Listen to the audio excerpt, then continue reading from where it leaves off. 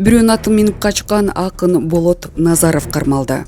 Чүй облусунун Москва районунда төкмө акын Болот Назаров тоноочулукка шектелип кармалды. Бул тууралуу Чүй облустук ички иштер башкармалыгынан билдиришти.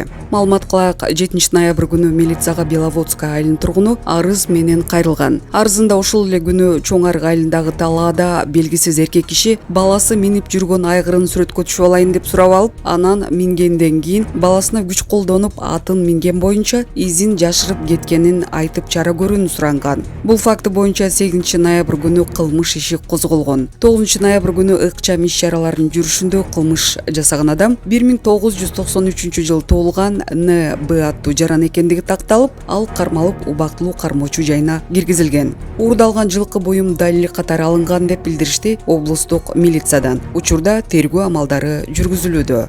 Дем клиникасы тиш ооруларын дарылоо жана тиш салуу кызматын көрсөтөт. Стоматология заманбап техникалык каражаттар жана материалдар менен камсыздалган. Жогорку даражадагы стоматологдор өз ишинин сапатына кепилдик беришет. Кандай гана оор абалдагы тиш болсо да оорутпай алып салабыз, жулабыз. Тиштерди кесипкөй чеберчиликте гигиеналык тазалоодон өткөрөбүз. Брекет системабыз да бар. Шаары метро Накимовский проспект, Сибашская көчөсү 7, корпус 2, метрого жакын жайгашкан. 5 минут гана жөө басасыз.